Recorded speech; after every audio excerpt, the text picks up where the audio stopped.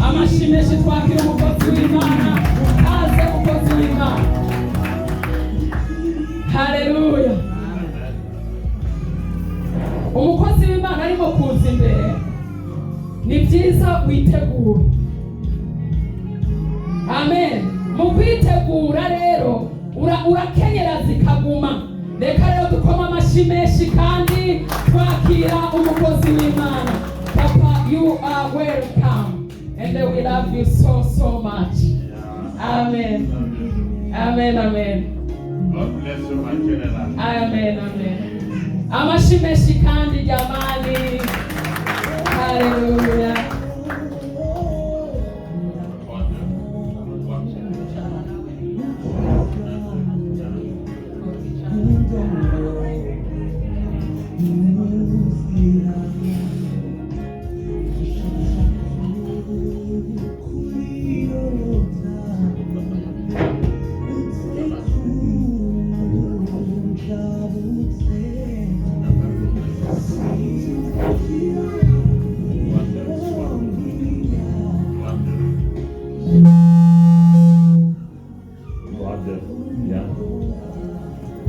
Alléluia. Amen. Alléluia. Amen.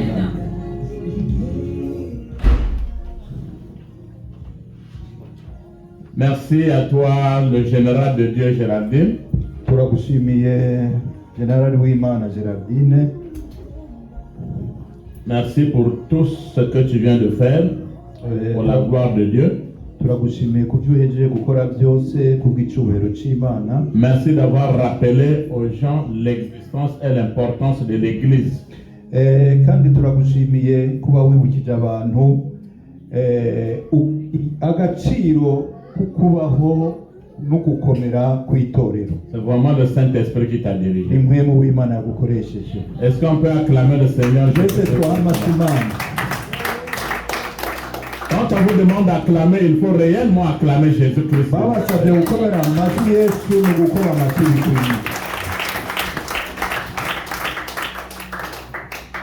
Sans plus tarder, Tudatevye, c'est un enseignement que je vous donne. ni inyigisho nyiradabaye. Je vous rappelle que la prédication peut prendre 2 ou 3 versets bibliques. Ndabibutsa yuko ubutumwa bushobora ushobora gukoresha imirongo 2-3 ukarangiza. Mais l'enseignement peut prendre même 20 versets bibliques. Ariko kwigisha inyigisho igira imirongo myinshi. Or, l'Église doit grandir avec les enseignements. Kandi itorero ritegezwa gukuzwa n'inyigisho. Retour à la parole. Kugira ngo dusubire ku ijambo ry'Imana. Yesu ashimwe. Amen. Yesu ashimwe. Amen. Je n'entends pas. Yesu ashimwe. Sindahumva. Amen. Nous allons nous lever très respectueusement pour écouter la parole de Dieu. Duhaguruke mu cyubahiro cyanyu kugira twumvise ijambo ry'Imana. Elle est écrite dans Exode, Ryanditse mu gitabo cyo kuvayo chapitre 22, cyane kuva mu Kinyarwanda versets 22 à 24. igice cya 22 umurongo wa 22 gushika ku 24. Exode, Kuvayo chapitre 22, igice cya 22 versets 22 à 24. kuva ku 22 gushika ku 24. Ndasoma mu izina rya Yesu. Ndasoma mu izina rya Yesu. Amen. Bazohava haza umuntu ngaha yibaze ko tutubaha Yesu. Amina. Ntimuzocuranguze umupfakazi canke imfuvyi. Nimwagira ico mubacuranguza ko na gitonyi bakantakambira, sinzobera kumviriza ugutakamba kwabo. Maze namwe nkabarakira cyane, nkabicisha inkota abagore banyu bagasigara ari abapfakazi n'abana banyu bakaba imfubyi. Amen. Est-ce que vous avez compris? Mwabyumvise?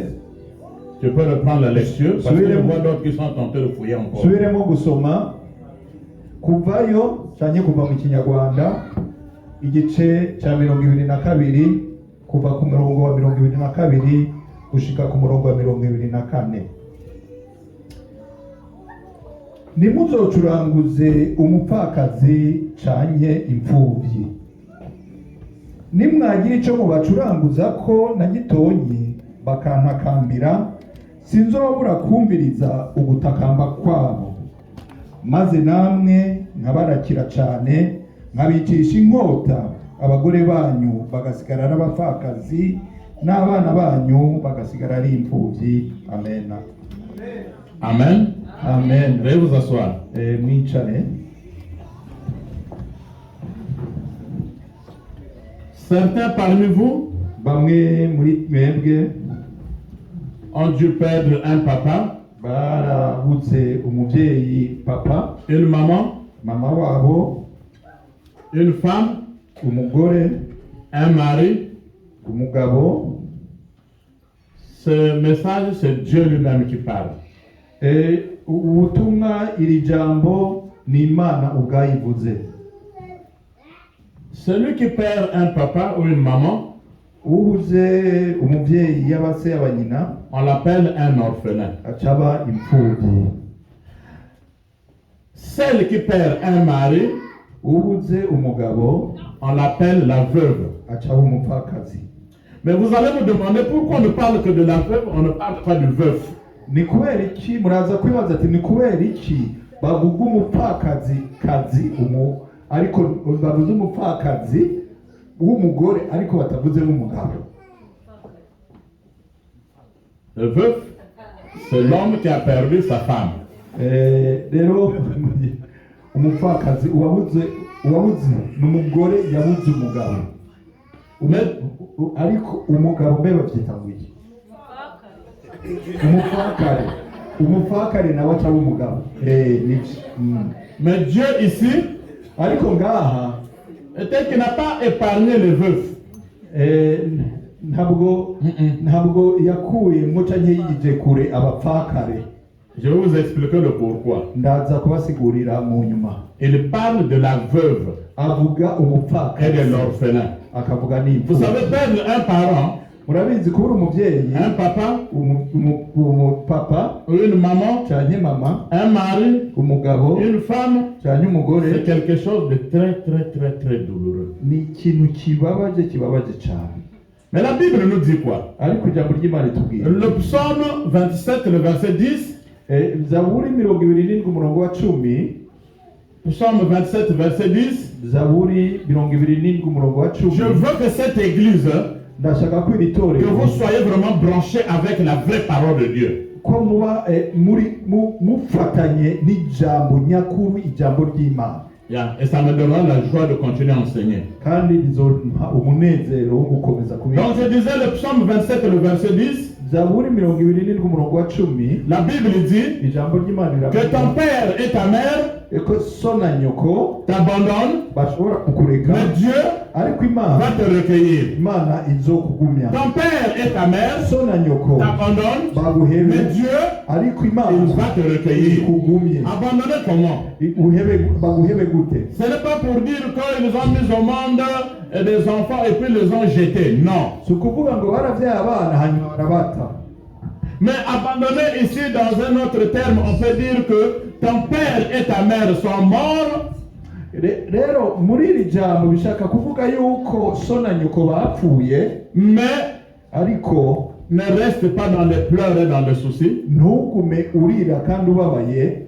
Tu as celui qu'on appelle plus qu'un père. Hariho uruta abavyeyi, Le Dieu d'Abraham, d'Isaac et d'Israël. Imana ya Abrahamu, Isaka na Yakobo. Yesu ashimwe. Amen. Yesu ashimwe. Amen. Ici c'est Dieu Aha ni Imana qui s'adresse iriko irabwira aux enfants d'Israël. abana ba Isirayeli, Ils disent ne touchez pas. ntimugakore. Dans notre terme, ne faites pas du mal Mu yandi magambo, ntimukagire inabi à mugirira l'orphelin imfubyi et à la veuve. canke C'est umupfakazi. le terme d'aujourd'hui. Niwe nyigisho y'uno Ne munsi. fais pas le mal Ntikuhagire inabi Un mugirira orphelin imfubyi et à la veuve. umupfakazi. Mais Dieu dit encore Kandi Imana yasubira ikavuga que s'il crie, niyampamagara, niyandirira, s'ils viennent vers moi, akaza kuri jewe, ma colère va s'enflammer. ishavu ryanje rizoduga. Dieu soit chez moi. Amen. La colère de Dieu, pas ma colère à moi. ishavu ry'Imana atari ishavu Elle va rya s'enflammer. niyo rizoduga. Si la veuve, Niyo y'umupfakazi si les orphelins cyangwa imfubyi viennent vers moi, bakaza kuri ma jewe, colère va s'enflammer. ishavu rizoduga Et elle va prendre l'épée. kandi nzofata inkota. C'est lui-même, hein? Ni we nyine, Ce n'est pas un ange. si C'est umumarayika, Dieu qui le dit. ni Imana ubwayo Elle va ivuze. prendre l'épée. niwe azofata inkota Elle va exterminer tous ceux qui font du mal à la veuve et aux orphelins. kandi azorimbura abo bose bagirira nabi imfubyi n'abapfakazi. Je vous apporte un message aujourd'hui. Ndabazaniye ubutumwa uno munsi. Peut-être à ceux qui sont en train de me suivre mbere sur YouTube, dans Internet, bariko barankurikira kuri interineti, si vous avez été affligé, nimwaba haragize igihe mukababara, si vous étiez dans des pleurs, mukaba muri mu marira, si vous étiez dans des soucis, canke muri mu parce que bwigunge, vous avez perdu un être cher dans votre vie. kubera yuko mwabuze umuntu akomeye mu buzima Cet bwanyu. après-midi, Uno ce soir, mugoroba, je peux te rassurer ndashaka que les kukwemeza soucis doivent terminer aujourd'hui. uwo mubabaro utegerezwa guhera Parce uno que tu as un munsi, père des pères qui kuko dépasse ufite tous les pères, umubyeyi w'ababyeyi, le Dieu d'Abraham, d'Isaac et d'Israël. Imana Abrahamu, Isaka na Yakobo. C'est celui qui est capable d'essuyer tes larmes définitivement. Niwe wenyine ashobora kuguhanagura amosozi utagisubira inyuma. Dieu soit chez moi. Amen. Dieu soit chez moi. Amen. Il y avait une femme Hari umugore dans la Bible muri Bibiliya qu'on appelait Anne. bita Hana, Pas Anne, la maman de Samuel, mais je parle de Anne, la prophétesse. atari nyina wa Samuel mugabana umuhanuzikazi. Luc chapitre 2, Muri Luka igice cya kabiri versets 36 à 38. umurongo wa 36 gushika ku Quand 38. je vous donne des versets, vous pouvez aller relire à la maison tranquillement. Mvuze imirongo mushobora no kuyandika mukaja kuyisomera neza muhira. Luc chapitre 2, Luka igice cya kabiri 36 à 38. kuva ku 36 La Bible gushika ku nous dit quoi? 38. Ijambo ritubwira iki? dusome mu izina rya Yesu. Amen. Hariho n'umuhanuzikazi witwaga Ana mwene Fanuweli wo mu muryango wa Asheri, yari umukecuru wa kera. Amaze gushyingirwa yamaranye n'umugabo we imyaka 7. Noneho amara imyaka 84 ari umupfakazi. Yahoraga mu rusengero aramya Imana, yiyiriza ubusa, asenga ku manywa na nijoro. Muri uwo mwanya nawe araza ashima Imana, avuga ibya Yesu, abibwira bose bari bategereje gucungurwa ku Yerusalemu. Amen. Yesu ashimwe. Amen. Yesu ashimwe. Amen. On nous dit que c'était une veuve. Baratubwiye ko yari umupfakazi, Elle a joué avec son mari, ce n'est que pendant 7 ans. yari yabanye n'umugabo imyaka 7 gusa. Elle est venue dans le foyer vierge. Yaje ari isugi mu rugo iwe. Je n'invente rien, c'est écrit dans les Bibles. Sivyo ndiko ndarondeza. Et elle a perdu son mari. Abura umugabo wiwe. Donc ils n'ont fait que 7 ans de mariage. Babana imyaka 7 gusa. Bien aimé dans le Seigneur, bakundwa muri Kristo, qui a déjà fait plus de 7 ans de mariage, les mariés là, levez les mains. abamaze imyaka Plus de 7 ans de mariage, levez les mains. 7 bubatse irenga canke irenga bamanike ikiganza. Ceux qui ont déjà fait plus de 7 ans de mariage, levez les mains. abamaze kurenza imyaka. Dieu soit chez moi. Amen. C'est une grâce de Dieu. N'ubuntu bw'Imana. C'est une grâce de Dieu. N'ubuntu bw'Imana. Vous devez bénir Dieu. Mutegerezwa Et je prie que vous veillez avec vos maris et vos femmes. Au nom de Jésus-Christ. kandi isenga muze muramane n'abagabo banyu n'abagore banyu. Elle avait perdu son mari. Wewe yari yarabuze umugabo wiwe. Elle était de la tribu d'Azer. Yari mu muryango wa Sheri. Mais la Bible dit, Ijambo ry'Imana ritubwira elle était prophétesse. ko yari umuhanuzi. Et cette femme, Kandi uwo mugore elle ne quittait pas le temple. ntiyigera ava mu Dans rusengero. d'autres versions de Bible, Mu yandi mabibiriya yanditse on dit qu'elle vivait dans le temple. bandika ngo yaba mu rusengero. Veuve. Umupfakazi Jusqu'à l'âge de 84 ans, s'il vous plaît. gushika ku myaka 84. Mais à 84 ans, ariko ku myaka elle n'avait 84 pas abandonné Dieu. ntabwo yari yarahebye Elle n'avait imana pas abandonné le temple. nta nubwo yari yaravuye mu Elle vivait dans rusengero le temple. yaba mu Elle rusengero prophétisait. ahanura Elle priait. asenga Elle jeûnait. yiyiriza Elle priait. asenga Elle jeûnait. yiyiriza Elle priait. asenga Elle jeûnait. yiyiriza À 84 mu ans. myaka Toi, mirongo tu inani n'avais 30 ans. wewe ufite imyaka Quand on mirongo te dit de itanu jeûner, bakubwiye ngo et de wiyirize prier, ngo udusenge j'ai un problème d'estomac. ufise ingorane Ce sont les y'igifu chrétiens d'aujourd'hui. nibo bakristo buno munsi On te demande de servir Dieu. Bah, Moi, oui, je suis encore jeune. ngo ukorere imana ukavuga ngo ndacari muto Mais cette femme avait 84 ans. ariko uyu mugore yafite imyaka mirongo umunani C'est d'autres personnes. n'abandi bantu Vous devez peut-être dire, ah, moi, mon mari est mort, dans tout le cas, Dieu m'a déçu, je ne peux plus servir ku Dieu. bandi bantu ushobora kuvuga uti umugabo imana yarantwaye umugabo wanje n'ubundi ntacyo yamariye ntabwo nshaka Mais kuyikorera elle était dans le temple. ariko yama mu Elle ne rusengero quittait pas le temple. ntabwo yasohoka mu Bien aimé dans rusengero le Seigneur, bakundwa muri kristo nous sommes aujourd'hui dans le temple. tuno munsi turi mu Le rusengero temple de Dieu. mu ngoro C'est le même y'imana Dieu que nous sommes en train de servir. niyo mana n'ubu tugikorera Le Dieu que Anne était en train de servir. ya mana akorera Elle était en train d'annoncer la venue de Jésus-Christ de icyo Nazareth. gihe yari kwabura avuga ijambo ukuza kwa yesu kristo C'est là où je dis que, mais quand on dit que la femme ne doit pas prêcher, elle était en train de prêcher, elle annonçait la venue de Jésus-Christ de nicyo Nazareth. gituma namba mvuga ngo ko ari ikinyoma kuvuga yuko umugore adakwiye kubwiriza kuko uyu yariko arabwiriza avuga ukuza kwa yesu kristo Quand vous voyez les gens venir à l'église, mubonye rero abantu baza mu rusengero comme vient de dire la servante de Dieu Géraldine, mon général, nk'uko umukozi w'imana gerardine aheje kubivuga il y a des gens qui ont des problèmes chez eux. hari abantu bafise ibibazo iwabo Peut-être qu'ils sont malades, mumbone banagwaye qui n'ont pas reçu l'affection de leur maman et de leur papa. Ils ont laissé leur maman et leur papa tout jeune ou tout jeune. batigeze bitabwaho na ba se na ba nyina mumbure bababuze bakiri bato cyane Si toi tu as reçu la grâce de voir ta maman et ton père aujourd'hui, il y a des autres qui les ont abandonnés depuis l'enfance. On les a laissés très enfants, ils devaient se débrouiller soi-même comme des oiseaux. Mais ce ne sont pas des oiseaux, parce qu'il y a un Dieu, Imana, qui veut prendre soin de ses enfants-là. ni wowe rero waragiriye ubuntu wewe ukagira ababyeyi bawe kuva ukiri muto hariho abababuze bakiri bato bategerezwa kubaho bigeragereza nk'inyoni ariko ntabwo ari inyoni kuko barafise umubyeyi abitayeho ari we mwami imana C'est pour cela, vous chrétiennes, nicyo gituma mwebwe abakristo quand vous voyez quelqu'un venir à l'église, mubonye uza mu rusengero essayez de l'accorder vraiment de l'amour et de l'affection qu'il n'en avait pas reçu dans sa vie parce qu'il avait perdu, elle avait perdu sa mère et son père. Maintenant que Dieu recueille les gens, vous qui êtes des chrétiens, accueillez-les avec joie. Ne jugez point. rero mubonye abaza mu rusengero ni byiza kubakirana urugwiro kubakirana urukundo kubera yuko kahise kabo niko bamukazi muhumure barakeneye ababitaho babuze ababyeyi babo hakiri kare hako mubirukana hako mubacira urubanza bakirana urukundo. Tu peux éteindre la musique là-bas, ça embrouille un peu. J'étais à Pointe-Noire dans mon pays. nari i Pointe-Noire mu gihugu iwacu J'étais dans un hôtel. ndi mu ihoteli. Il y a une autorité qui m'avait déplacé. hariho umuntu yari umutegetsi yari yampamagaje. J'étais logé dans un hôtel de luxe. nari ndi mu ihoteli nziza. C'est pas important. Mais ce qui est important, c'est que je vais vous dire aujourd'hui. ikiri ingenzi nshaka kubabwira J'étais à la terrasse.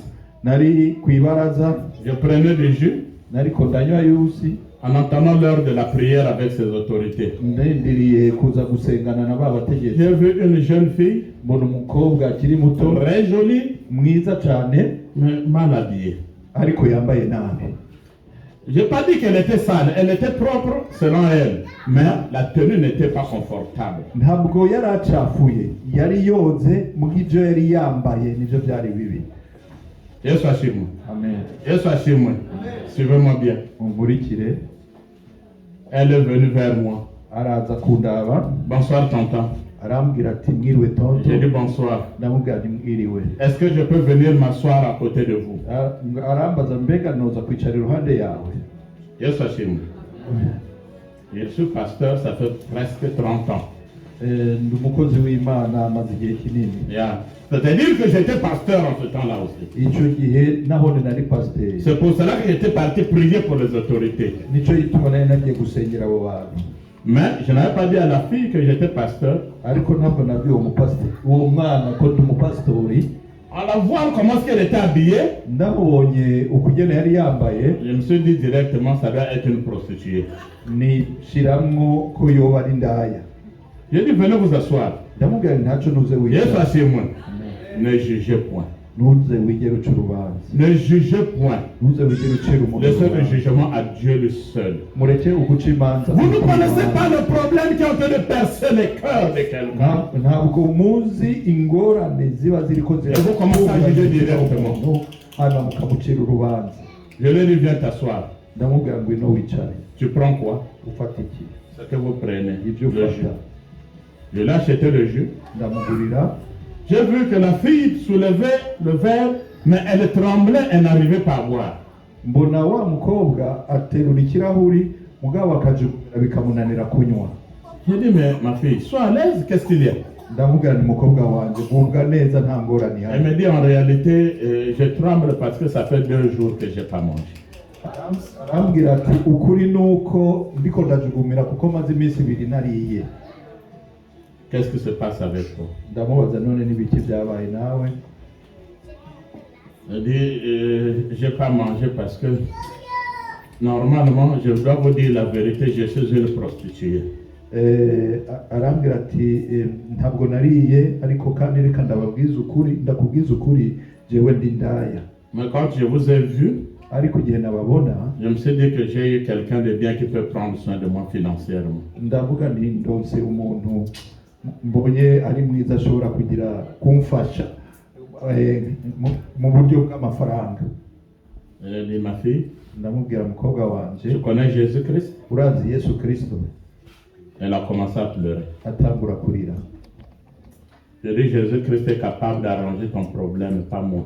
Ndamubwira Yesu ashobora kugutunganira ibibazo ufise. Jusque-là, elle ne savait pas que je suis pasteur. Gushika ubu ntiyari bwamenye ko ni pastor. Elle a commencé à pleurer. Atangura kurira. Elle m'a dit, Arambwira je connais Jésus-Christ, mais j'ai honte de Jésus-Christ maintenant. arambwira ati ndazi Yesu Kristo ariko mfise isoni z'uko namwegera. J'étais une chrétienne. Nari umukristo. Je dis, tu n'étais pas une chrétienne, tu es toujours une chrétienne. Mubwira nti ntiwari umukristo n'ubu uracyari Je umukristo. dis oui, mais j'ai honte de repartir à l'église parce que par rapport à ce que je fais, ce n'est pas normal.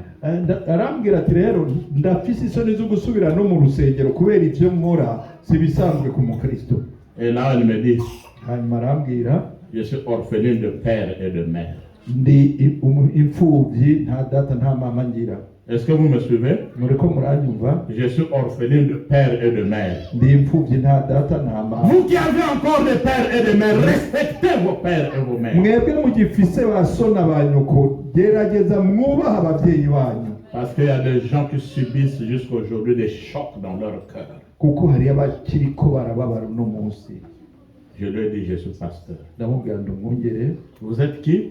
Arambaza Je dis, je suis pasteur. ati ndi umupasiteri. Elle est tombée à genoux, elle a dit prier pour moi, elle a commencé à pleurer. Arapfukama ararira arambwira ati nsengera. Elle a mis sa face sur mes genoux, elle était à genoux, sur sa face sur mes genoux, et tout mon pantalon était mouillé de larmes. Ashira umutwe we ku maguru yanje apfukama hasi ararira impuzu yanje ipantaro yanje Elle me yose dit qu'on yakoze. avait une bonne vie. Arambwira ati twari dufise ubuzima bwiza. Nous sommes à 3, Turi batatu moi et mes 2 petites sœurs. jewe n'abarumuna Mais banje après babiri. la mort de mon père et de ma mère, Ariko inyuma y'urupfu rwa papa na mama notre tante maternelle nous avait récupérés. umuvukanyi uvukana na mama Et c'est niwe cette tante-là qui yatutunze. a commencé à nous faire subir le calvaire. Nuwo rero mama wacu yatanguye kutugirira Jusqu'à ce nabi. qu'elle m'a recommandé d'aller faire la prostitution, sinon nous ne devons pas mourir. Gushika aho yandungitse kugira uburaya nayo ubundi ntabukoze ntatugaburire. Donc c'est volontairement de ma volonté. C'est pas de ma volonté, pasteur. Je me suis donné dans la prostitution parce que je devais supporter les études des 2 petites sœurs. Je les ai dit, vous ne faites pas la prostitution. Moi, je vais faire la prostitution pour supporter vos études. Rero sugushaka kwanje kwatumye mbindaya ahubwo ni kugira ngo nshobore gufasha barumuna banje bige, kuko narababwiye ni mwebwe ntimubi indaya, ahubwo mureke ndabitangire je mbi indaya kugira ngo nshobore kwiga. Cette tante les avait chassés. Uwo nyina we yari yabirukanye. Elle vivait dans une petite chambrette à 3. Baba mu kazu gato ari batatu. J'ai dit, c'est vrai ce que tu dis? Ndamubaza nti none dit, oui, pasteur. atego nivyo. J'ai prié pour elle. Ndamusengera. Mais bien aimé dans le Seigneur, Bakundwa muri Kristo. quelqu'un a faim. Uyu umuntu ashonje Il ne s'agit pas seulement de prier pour la personne. ntabwo akeneye gusengerwa gusa. Il faut continuer l'œuvre. Ni byiza kuko Prendre soin de la personne. na wa muntu ukamwitaho. Nous nous sommes déplacés. Turahava Nous sommes partis chez elle. turagenda iwe. Je suis allé trouver ces deux petites sœurs qui prenaient du pain sec avec l'eau simple et du sucre. ngenda nsanga bamwe barumuna biwe bariko bararya umugate wumye bawukoza amazi bashyizemo agasukari. Je pleurais. Nanjye nararize, Elle pleurait. nawe ararira, Je pleurais. ndarira. Quand elle expliqua à ses petites sœurs, toutes ses sœurs sont venues tomber sur moi. Elle pleurait aussi. Abisiguriye barumuna biwe nabo baza kungwa ko nabo bararira. J'ai prié pour eux. Ndabasengera, Et j'ai pris toute la somme qu'on m'avait donnée. mfata ya mafaranga bari bampaye, Je les ai changé la maison. ndabahindurira aho baba, Je les ai donné le reste d'argent. ndabaha ya mafaranga yari asigaye, Faites le commerce avec cet argent. ndababwira ndikora urudandaza n'aya Bien aimé dans le mafaranga. Seigneur. Bakundwa muri Kristo. Ce sont des enfants aujourd'hui qui sont devenus des grandes chrétiennes et leur vie a été rétablie à cause de Jésus. Abo bana uno munsi babaye abana b'abakristo cyane, kandi ubuzima bwabo bwarahindutse kubera Qui est content de me suivre? mwe mukurikira. Vous êtes les pasteurs, les évangélistes, murabavuga les docteurs, les prophètes. n'abahanuzi. Normalement, Mu bisanzwe vous êtes enrichis sur les dos des chrétiens. mwaratunze mutugiye ku migongo Quand on prêche, y'abakristo. on dit qu'il ne faut pas prêcher cela. Personne ne doit me fermer la bouche. Je dois le prêcher jusqu'à ma mort. Iyo umuntu avuze ubutumwa kuri ubu butumwa bamubwira ngo ibyo si ibyo kubwiriza, nzobivuga gushika mpfuye. Si vous pouvez connaître qu'il y a des prostituées qui n'ont pas voulu faire la prostitution, mais à cause de la souffrance, est-ce que vous ne pouvez pas aller aider ces prostituées pour les mettre dans le secteur informel, pour les faire repartir dans les études? Vous êtes où? Qu'est-ce que vous faites avec votre argent? Rero iyo mubonye indaya, hariho ababaye indaya batabishaka kubera ibibazo n'ingorane. None mukora iki? Muri ubwo buryo mufise nimwobegera mukabasubiza mu buzima, hako bakomeza kuba indaya nimwobogera mukabahindurira ubuzima kugira babe abakristo. Est-ce que ce sont ces enfants qui ont voulu être orphelins dans leur vie? Non! None nabo bana bahisemo kuba indaya cyane kuba imfubyi mu buzima bwabo? Oya. Les fléaux ont ravagé des familles. Intambara, ibibi ni byinshi byatikije imiryango. Le coronavirus Corona a laissé des orphelins. nayo yasize imfubyi. Le Ebola a laissé des orphelins. za Ebola zasize imfubyi. Même la barbarie des hommes politiques. On vient, on extermine toute la famille. On tue le papa, on viole la maman, on laisse les enfants. Ces enfants-là sont restés orphelins. On ne prend pas soin d'eux. Mbere n'ububegito bw'abakora politike bwatumye haba imfubyi, baraza bakica ababyeyi, abana bagasigara ari imfubyi, kandi izo mfubyi ntibagire icyo bazikorera. Que dit la Bible? Ijambo ry'Imana Ésaïe chapitre 58. muri Yesaya igice cya Le verset 7. 58. Fouillez bien la Bible, Ésaïe 58, verset 7. Yesaya 58 murongo w'indwi. Ésaïe 58, verset 7. Yesaya 58 murongo w'indwi. La Bible nous dit, Ijambo ry'Imana rivuga, kandi ukarekura ugutanga ibyo kurya byawe. Mumbabarire, reka dusubiremo turasoma mu izina rya Yesu. Kandi ukarekura ugatanga ibyo kurya byawe, ukagaburira abashonji, ukazana abakene bameneshejwe, ukabashyira mu nzu yawe. Wabona uwambaye ubusa ukamwambika, ntiwirengagize bene wawe. Alléluia. Amen. Alléluia. Amen. Que Dieu te bénisse. Imana iguhezagire. Partage ton pain avec celui qui a faim. Sangira indya zawe n'ufite inzara. Les enfants, Abana, vous avez la grâce de venir en Europe, mwagiriwe ubuntu bwo kuza i Buraya, peut-être avec vos parents. muri kumwe n'ababyeyi banyu nkumbure. Ne jetez pas la nourriture. Ntimugatinya. Il y a des gens qui passent toute une journée en Afrique ou dans d'autres monde qui n'ont rien à manger depuis le matin jusqu'au soir. Hariho abantu muri Afurika umbure biri umunsi wose ata kintu baronse cyo gufungura. La Bible dit, Ijambo ry'Imana partage ton pain umukati wawe usangire avec celui qui a faim. n'ushonje. Oh, mets dans la maison celui qui n'a pas d'asile, qui cherche l'asile, celui qui n'a pas de maison, tu peux le loger chez toi. Shira mu nzu yawe uriko ararondera haba cyangwa uriko ararondera ubuhungiro mwakire abe mu nzu yawe. Et puis, la Bible dit encore que couvre celui qui est nu, qui n'a pas des habits. Kandi ijambo ry'Imana riravuga ngo uwambike urya atagira impuhwe. Regardez dans vos garde-linge, vous avez des habits plein.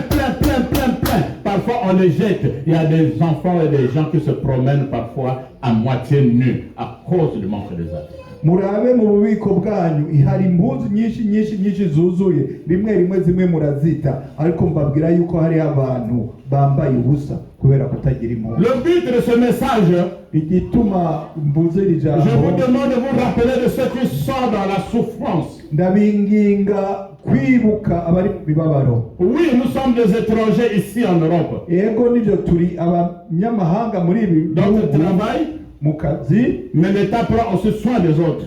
mu byawe fata neza n'abandi. Mais en Afrique, Ariko Et ailleurs, il n'ahandi y a des gens qui n'ont pas de soutien. hari abantu batagira ababashyigikira. Ça me fait mal que les gens partent ouvrir parfois des orphelinats avec le but d'aller encore voler les orphelins et les veuves, escroquer les orphelins et les veuves. Birambabaza kubona abantu basigaye bagenda bakugura n'amazu yo kwakiramo imfubyi, umugambi ari ukwiba n'iby'izo mfubyi. Mais je sais qu'il y a des gens qui ont un bon cœur parmi vous. Ariko ndazi ko muri mwebwe hari abantu bafise Ils umutima veulent aller muzima ouvrir des orphelinats bashaka kujya kugura amazu y'imfubyi pour s'occuper des orphelins, kugira ngo bitwararike pour s'occuper des imfubyi, veuves. kugira ngo bitwararike Je prie le abapfakazi. Dieu d'Imana qu'il vous donne de l'argent pour que vous puissiez faire ces actions. Ndasenga Imana ibaha amafaranga kugira ngo ivyo bikorwa bikoreke. Car Dieu a besoin d'un bon cœur. Kuko Imana ikeneye abantu bafise imitima myiza. Yesu ashimwe. Amen. Yesu ashimwe. Amen. Que nous dit la Bible? Ijambo ry'Imana Vous allez tuvuze. comprendre quelque chose. Muraza gutahura Jacques chapitre 1, Yakobo igice cya verset mbere 27. umurongo wa 27. Jacques 1, Yakobo igice cya verset mbere 27. umurongo wa 27. Qui peut le lire? Ninde yohadusomera? Jacques chapitre 1, verset 27. Yakobo 1:27. Yakobo igice cya mbere umurongo wa 27. Verset 27. Reka dusome mu izina rya Yesu. Amen. Dites au moins Amen. Basi muvuye na amina ko mutasomye muvuye amina. Turasoma mu izina rya Yesu. Amen. Idini Une vraie religion. idini ritunganye kandi twese murambabarira. Idini ritunganye kandi ritanduye imbere y'Imana Data wa twese ni iri: no gusura imfubyi n'abapfakazi mu mibabaro yabo no kwirinda kutanduzwa n'iby'isi. Yesu ashimwe. Amen. Yesu ashimwe. Amen. Une religion Idini sans tâche ritagira devant gatosi Dieu le Père imbere y'Imana est Data une religion ni idini qui visite risura les orphelins imfubyi et les veuves. n'abapfakazi. Alléluia. Amen. Qui visite Risura les orphelins imfubyi et les veuves. Je n'abapfakazi. vois des gens qui descendent en Afrique Ndabona abantu Ils sont bien habillés. bambaye neza avec beaucoup de habits. bafise impuzu nyinshi. Au lieu d'être humbles, guca bugufi ils vont montrer l'orgueil pour qu'on sache qu'ils viennent de l'Europe. bakagenda kwiyerekana ko bavuye i Buraya. Sais-tu qu'il y a des enfants qui n'ont rien apporté? Mbega wari uzi ko hari abana badafise Et les méchants prennent même des habits qu'ils ont amenés pour aller encore revendre même parfois aux orphelins. bagenda batwaye impuzu basubira nkumbure no gutenda kugurisha ku batifise. Pouvez-vous prendre soin de la veuve? Mwese nimwofata neza umupfakazi. Quand la veuve perd son mari, iyo umupfakazi abuze umugabo wiwe, elle est négligée parfois par la belle famille. kenshi umuryango w'umugabo uramwanka. Quand les enfants perdent leur père, iyo abana babuze se wabo cyangwa nyina wabo ils sont abandonnés à eux-mêmes.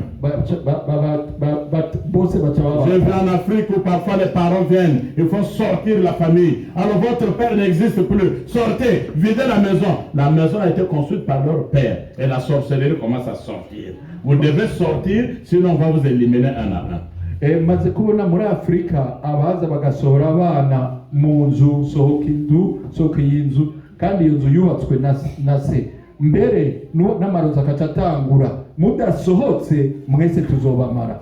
C'est dans ce sens que Dieu a regardé. Ni muri ubwo buryo Imana yaravye. Il voit comment que les cœurs des veuves et des orphelins sont blessés. Arabona ukugena imitima y'imfuvyi n'abapfakazi yakomeretse. Quelles que soient vos blessures, uko ibikomere inguma zanyu zose zoba je vous zimeze. apporte une bonne nouvelle. Ndabazaniye ijambo Qu'il y ryiza. a une personne, Hari umuntu, pas une personne, atari umuntu, Il y a un roi. hari umwami, pas un roi, atari umwami il y a un asanzwe, seigneur, hari pas un seigneur, umuganwa, atari umuganwa asanzwe, izina qui est ryiwe au-dessus de tous les noms. riri hejuru y'amazina Il yose. n'est pas seulement roi, Nusi umwami il gusa, est roi des rois, ni umwami il w'abantu, n'est pas seulement seigneur, si n'umutegetsi il est gusa, seigneur des ni seigneurs. umutegetsi On appelle w'abategetsi. Jésus-Christ de Yitwa Nazareth. Yesu Kristo w'i On appelle Nazareti. Jésus-Christ de Nazareth. Yitwa Yesu w'i C'est celui Nazareti. qui vient pour te passer les plaies intérieures et extérieures. Niwe aje kukwirura ibikomere, inguma z'imbere n'iz'inyuma. Vous savez qu'il y a des gens qui pleurent. Quand ma maman était en vie, je ne devais pas souffrir.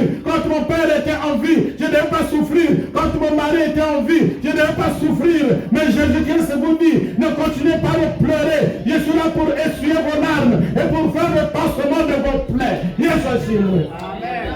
Hariho abantu bariko bararira ngo iyo data haba simba mbere uko, iyo mama haba simba mbere uko, iyo umugabo wanje haba simba mbere uko. Ariko ndababwira ntimukomeze kurira, Yesu araje aguhanagura amosozi kandi yirurira umutima wawe ukomeretse. L'homme s'il perd la femme, umugabo iyo abuze umugore ça fait mal. birababaza, Ça fait très mal. kandi birababaza cyane. Mais il a la possibilité de se remarier par rapport à la femme qui a perdu un homme. Ariko we byama byoroshe, byama bikunda ko aronka uyundi mugore gusumba uko umugore aronka uyundi mugabo. Quand il se remarie, Iyo azanye uyundi mugore, il faut que les enfants trouvent vraiment en cette femme-là, la nouvelle femme, une bonne mère. Parce qu'il y a des mères qui viennent, votre maman est morte, au lieu de venir vous apporter la paix, elle vient encore enfoncer la plaie. iyo azanye uyundi mugore biba ngombwa ko agirirwa ubuntu, akaronka umugore muzima atazoza kongerereza ibikomere b'abana basigaye, kuko iyo ari mubi abaje gucumita no kubabaza gusumbya bya gikomere abana bafise. Parfois, elle peut même vous dire, allez vous faire faute là-bas, votre maman était morte. Rimwe ashobora no kubabwira ngo genda iyo nyoko yagiye. Mais par contre, il y a des femmes qui sont des vraies femmes. Ariko hariho n'abagore ari abagore b'ukuri. Elle connaît que mon mari avait perdu sa femme. Baba bazi ati umugabo wanjye yarabuze umugore. Oh, elle devient maintenant la mère de ses enfants. Agahindukira akaba umuvyeyi wa baba. Bien-aimés dans le Seigneur, Bakundwa muri ayez Kristo, de bon cœur, mugire imitima le cœur myiza, de compassion. mugire imitima Je connais un homme. z'umugabo Il s'appelait Abraham. yitwa Aburahamu. Dans Genèse chapitre 24, Mu itanguriro igice cya 24 il avait perdu sa femme Sarah. yari yarabuze umugore wiwe Sara. Il est chez moi. Amen. Genèse chapitre 24. Itanguriro igice cya Mais dans Genèse 24. chapitre 25, Ariko tugiye mu 25, vous savez qu'Abraham s'était remarié. murabizi ko Aburahamu Verset 1 à 2, yarondeye qui peut nous le lire. mutusomere umurongo wa mbere n'uwa kabiri. Genèse 25, 1 à 2. 25 umurongo wa mbere n'uwa kabiri. Amen. Aburahamu arongora undi mugore witwa Ketura, Ketura. babyarana Zimurani na Yokishani na Medani na Midiyani na Ishibaki na Shuwa.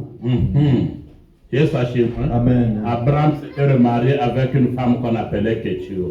Aburahamu asubira kurongora uyundi mugore yitwa Ketura. Mais avec cette femme, ils ont eu 6 enfants. Hamwe n'uwo mugore bagira abana Vous batandatu. connaissez seulement Isaac, le fils d'Abraham, Ismaël. Il y avait aussi ces 6 enfants-là. Muzi abana babiri gusa, Isaka na Ismaili, ariko afise n'abandi bana batandatu.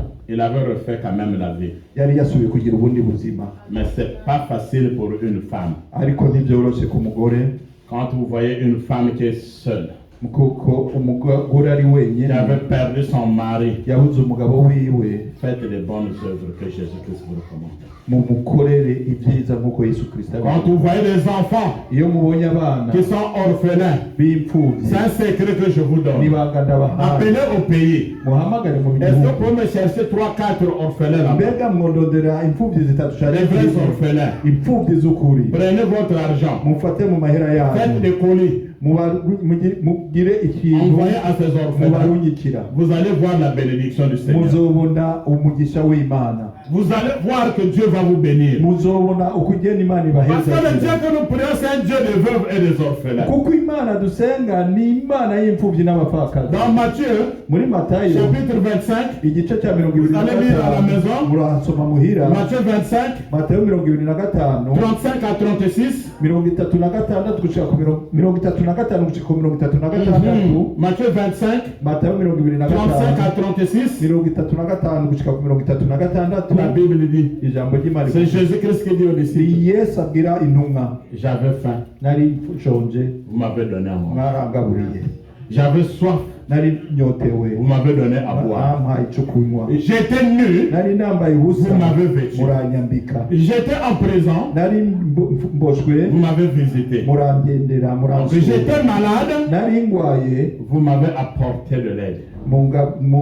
muzanira imfashanyo. Maintenant, au verset 40, Ariko ku murongo wa 40 on lui a dit, ah Seigneur, à quel moment on est venu t'apporter de l'aide, on t'a donné à manger, on t'a fait... baramubwira ati mwami icyo gihe ni ryari aho twaje kukura, aho twakuzaniye, aho twakugaburiye, aho twakwambitse. Le verset 40 nous explique umurongo wa 40 uradusigurira que quand vous avez fait ce geste au plus petit que moi, igihe mwabikorera ujya muto muri mwebwe, c'est à moi que vous l'avez fait. ni jewe mwabikoreye. Yes, Hashima. Amen. Nous les hommes, Ikwebwe nous abantu avons tendance à aider celui qui a l'argent. twama dushaka gufasha uwifashije. Il y a Eric, Eric c'est un millionnaire. ni umunyamahera, Je peux lui donner 100 000 parce qu'Eric va me donner 500 000. ndashobora Donnons. ndamuha ibihumbi 100 kuko nzi yuko ubutaha nanjye ngize ikibazo ahubwo azompa 500. Mais Jésus-Christ Ariko Yesu veut que vous vous rabaissez.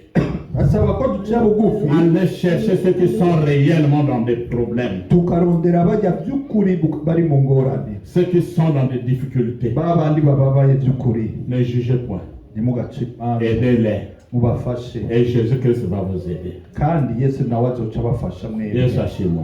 Amen. Yesu ashimwe. Amen. Yesu ashimwe. Amen. Quand Jésus-Christ commence à aller, Igihe Yesu ariko il commence à aller au ciel. ayurira mu ijuru, Suivez bien. mukurikire Dans Jean, muri Yohana chapitre 14, igice cya 14 verset 18, umurongo wa 18. la Bible nous dit quoi? Jean 14, 18. Ijambo ry'Imana muri Yohana 14 umurongo wa 18 havuga iki? Asoma mu izina rya Yesu. Amen. Sinzabasiga nk'imfubyi, ahubwo nzaza aho muri. Amen.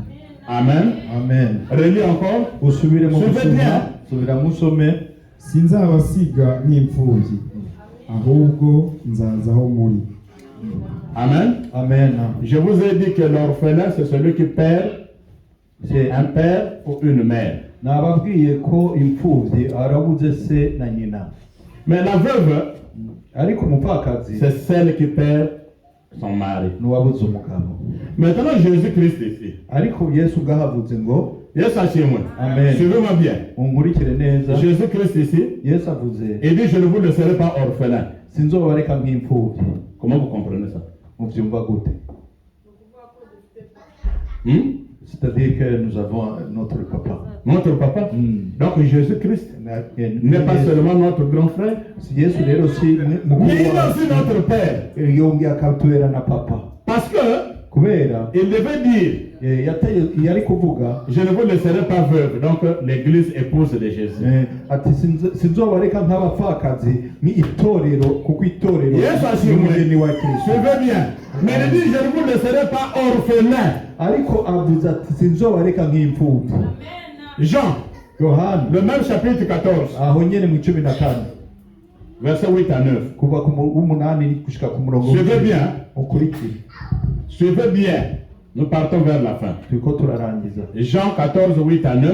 Yohana Philippe demande à Jésus. ku murongo wa 8 gushika ku 9 Filipo Mhm. abaza Yesu. Filipo aramubwira ati databuja twereke data wa twese biraba bihagije. Montre-nous le Père. Yesu aramubaza ati nabanye namwe iminsi ingana ityo kandi ntiwari wamenya Filipo? Amen. Reka subire wumva bari nasomye nabi. 8 à 9, j'ai dit. Yeah. C'était là où il allait. Il devait recommencer. Filipo aramubwira ati databuja twereke data wa twese biraba bihagije. Yesu aramubaza ati nabanye namwe iminsi ingana ityo kandi ntiwari wamenya Filipo? 4 à 9. Oui, oui. Montre-nous le Père. Oui. C'est dit. Twereke data. Depuis que tu es avec moi, donc tu ne connais pas le Père. hanyuma aramubaza ati Filipo igihe cyose twabanye ntabwo uramenya Celui qui m'a vu uwambonye a vu le Père. aba yabonye Laisse ça chez moi. Amen. Oui, je contrecarre et j'annule tout ce que les églises là disent. Excusez-moi le terme, il y a des gens de religion comme les témoins de Jéhovah qui disent que Jésus-Christ n'est pas Dieu. Qui m'a vu a vu le Père. rero ndahagarika inyigisho zimwe zimwe zivuga ngo Yesu ngo si Imana kuko ijambo riratubwira ati uwambonye aba yamaze kubona Car moi et le Père nous sommes un. kubera yuko je na data turi umwe. Oui, Jésus-Christ l'avait dit. kuko Yesu yari yabivuze. Il n'a pas appelé ces gens-là que moi, vous êtes mon épouse, l'église. Ntabwo yabwiye itorero ngo muri umugeni wanje. Je ne vous laisserai pas veuve. Sinzobareka Mais il dit je ne vous laisserai nk'umupfakazi. pas orphelin. ariko ivuga ngo Parce que sinzobasiga Jésus-Christ aussi nk'imfubyi. est Dieu. ni ukuvuga ko na Yesu ari Imana. Pourquoi? Kubera Jésus-Christ Yesu n'était pas encore crucifié. ntiyari bwabambwe. Jésus-Christ n'était pas encore crucifié. Yesu ntiyari bwabambwe. Parce que l'église kubera ko est itorero née à la croix. ryavukiye ku musaraba. Yesu ashimwe. Amen. Yesu ashimwe. Amen. Tu peux lire dans Jean, chapitre 19, verset 34. Some muri Yohani igice cya 19 umurongo wa Jean 19, 34. 34. Yohani 19 umurongo wa 34. Jean 19, 34. Dusome mu izina rya Yesu. Amen. Aravuga ngo ari kumwe muri bo amucumita icumu mu rubavu, uwo mwanya havamwo amaraso n'amazi. Yesu ashimwe. Amen. Tu peux le lire? Reka dusubiremo. Ari kumwe muri bo amucumita icumu mu rubavu, uwo mwanya avamo amaraso n'amazi. Yesu ashimwe. Yesu ashimwe. Amen. Et là, il avait joué le rôle du deuxième Adam. aho niho yabereye Adamu wa kabiri. Parce que Adam dans le jardin d'Éden, kubera yuko Adamu mu ngobyi ya Edeni, pour faire Ève, encore pour créer Ève, mu kurema Eva, on avait pris une côte d'Adam, bari bafashe urubavu rwa Adamu on a créé Ève. baruremamo Adamu, Mais le deuxième Adam, baruremamo Eva. qui est Jésus-Christ, ariko Adamu wa kabiri ariwe Yesu une fois qu'il Kristo, commence à partir, arabona ko igihe kigeze cyo je kugenda, ne vous laisserai pas orphelin, sinzobasiga mais nk'imfubyi. à la croix, ariko ku musaraba, pourquoi le soldat n'avait pas tiré à la jambe? ni kubera iki uwo musoda atacumise mu kuguru? Pourquoi on n'a pas tiré sur la tête? kubera iki atacumise mu mutwe? Mais il a percé la côte. kubera ko yacumise mu rubavu. Et scientifiquement, tubishize quand mu une femme va by'amasomo, mettre au monde, uyu mugore iyo agira abyare, il y a l'eau et le sang qui sort. hari amazi n'amaraso asohoka. Et aussi dans le côte de Jésus, no mu rubavu rwa Yesu on avait percé, bahacumise, le sang et l'eau étaient sortis. hasohotse amazi n'amaraso. C'est là où est née l'épouse du niho Christ. havukiye umugeni wa Kristo, C'est là où est née l'église. niho havukiye itorero. Yes, Ashimwe. Amen. Mais jusque-là, ariko gushika icyo gihe l'église n'était pas son épouse. itorero ntiryari bwabe umugeni wa Kristo. Ce n'est que la fiancée. Yari kiri Fiancée. Le fiançailles, c'est quand tu prends la personne, tu la promets, mais tu ne l'as pas encore épousée. dusheshe le terme en kirundi wa kinyarwanda. Aidez-le. Bari bakirambagizanya. Yes, Amen. on acclame le Seigneur. On acclame fortement notre Seigneur. Parce que nous serons l'épouse de Jésus. Kubera yuko tuzoba abageni ba Yesu. Quand l'église sera enlevée, Igihe itorero il y rizoduzwa aura le noce. niwo munsi w'ubukwe, Le mariage avec Jésus. ubukwe hamwe na Yesu Kristo w'i Mais pour le Nazareti. moment, Ariko muri kano nous kanya sommes encore fiancés en Jésus-Christ. turacyarambagizanya na 2 Yesu. Corinthiens, Abikorinto ba pour kabiri, finir. 2 Corinthiens, Abikorinto ba kabiri chapitre 11, igice cya 11 le verset 2. umurongo wa kabiri. 2 Corinthiens, Abikorinto ba kabiri chapitre 11, igice cya 11 verset 2. umurongo wa kabiri Oui, ceci. avuga ngo turasoma mu izina rya Yesu. Amen. Amen. kuko mbafuhira ifuhe ryo mu buryo bw'Imana, kuko Je suis très jaloux de vous, dans la jalousie au nom de Dieu. kuko nabakwereye umwe niwe Kristo, ngo mubashyingire mumeze nk'umwari utunganye. Reprends. kuko mbafuhira ifuhe ryo mu buryo bw'Imana, kuko nabakwereye umugabo umwe niwe Kristo, ngo mubashyingire mumeze nk'umwari utunganye. Yes, sachez-moi. La Bible ne dit pas que je suis jaloux de vous parce que je veux vous marier à un seul époux. Non, je vous ai fiancé à un seul époux. Nous sommes les fiancés de Jésus-Christ.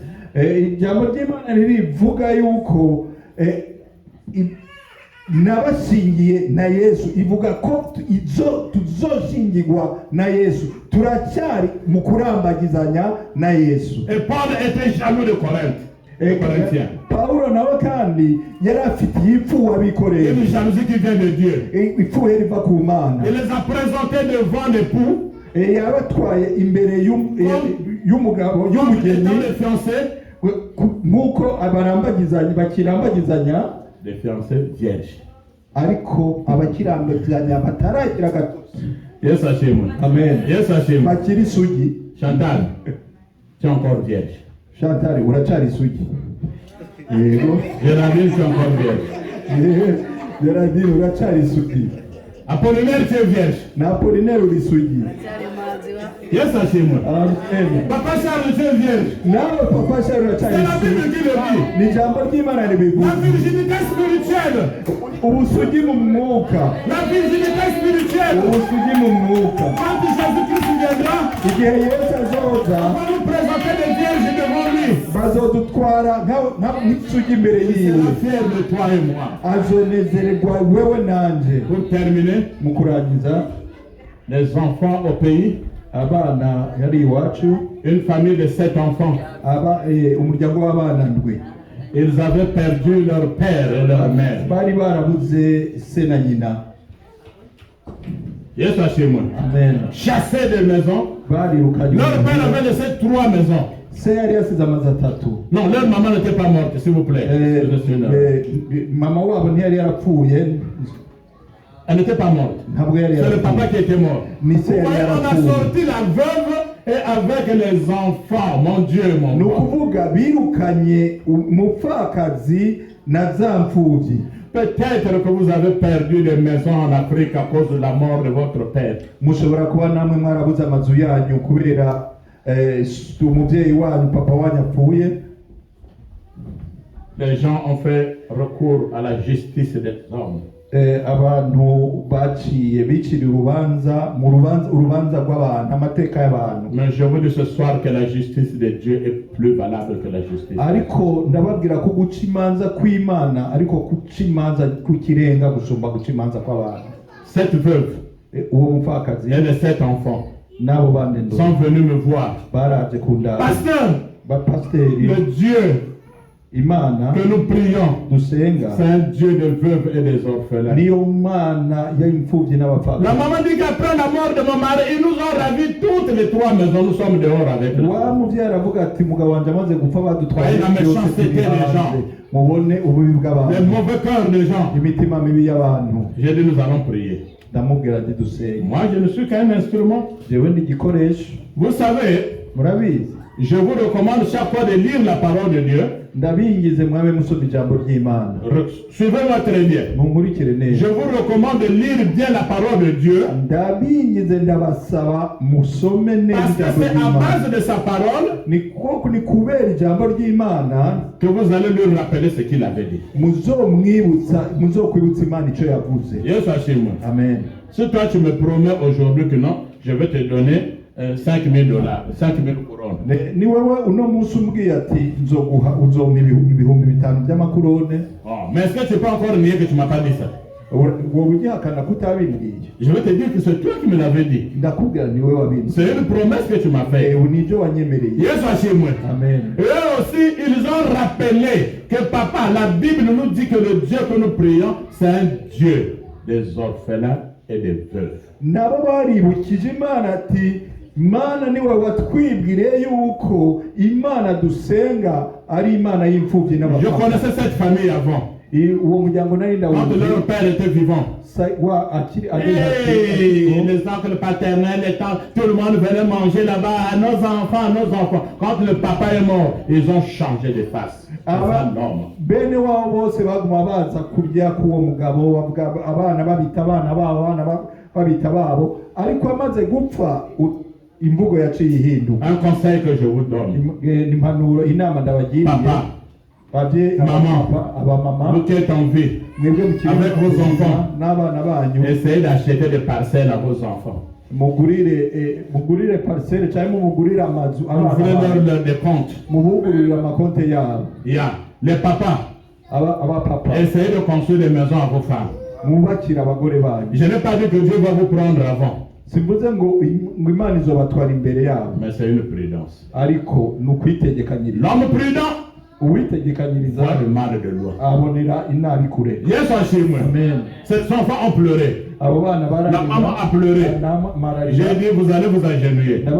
Je vais prier pour vous. Imana, il va dire, il va faire quelque chose. Il va soulever son épée. Yesu ashimwe.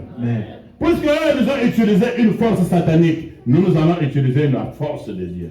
Kuko bo bakoresheje imbaraga za Satani, reka natwe dukoreshe imbaraga z'Imana. Nous avons prié Dusenge toute la nuit. ijoro ryose. On a prié le deuxième jour. Turasenga umunsi On a prié le troisième jour. ugira gatatu. Ses oncles paternels étaient à 3.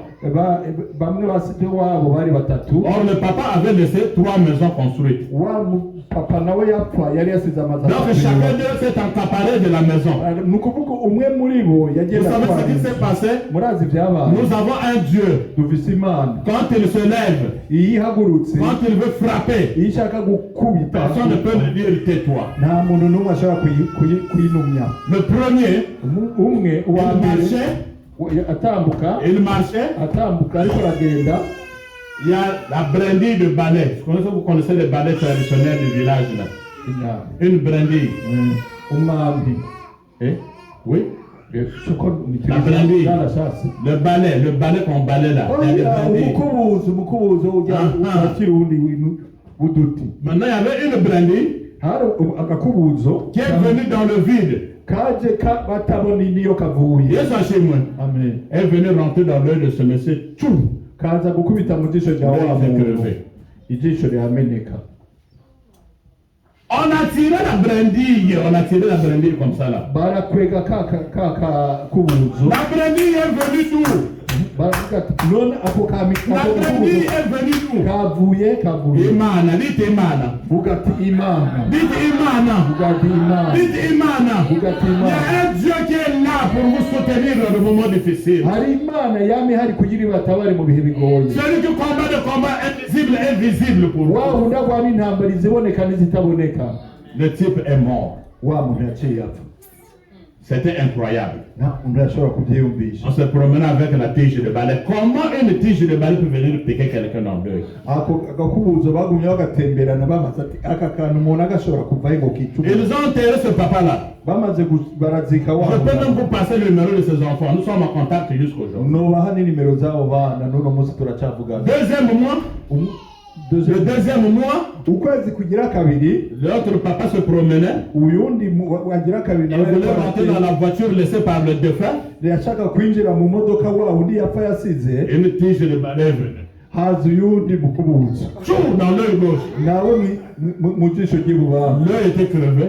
Ijisho naryo riraturika. Ils ont dit les enfants là sont partis tenir la magie. Baravuga ati bana twirukanye bagiye mu bintu bya. On a tiré la tige de balai. Barakwega kaga kubuzo. J'en ai vu de mes yeux. Inabibonye n'amaso. Mais c'est pas moi qui avais envoyé ça. Mugabo sije nabirungitse. Imana. Ni Imana birungitse. Celui-là aussi est tombé, il est mort. Na wa udarapfa. Deux. Les deux sont morts. Babiri barapfuye. Le troisième. Uwa gatatu. Ça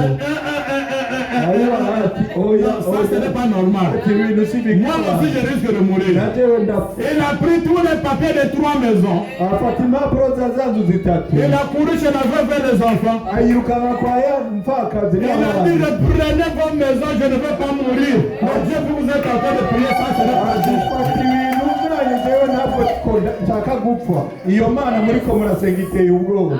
Ce troisième l'a vu aujourd'hui. Parce qu'il avait compris la leçon, il avait remis le papier aux enfants. Les orphelins et les veuves sont venus chez moi en tapant au portail. Papa pasteur, ouvre. Ils étaient en train de louer Dieu. Et notre Dieu a fait.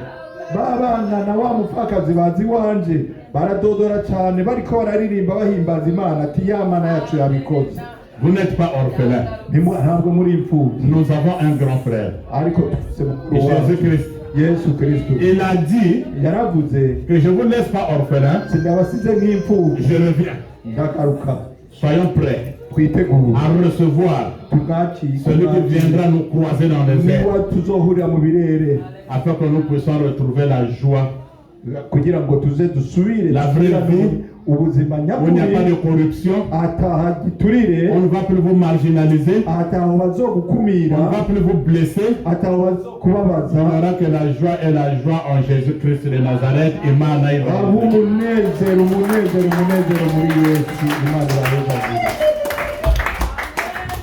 Hallelujah. Imana ibahezagire. Abumvise ijambo ry'Imana twese Imana iduhezagire.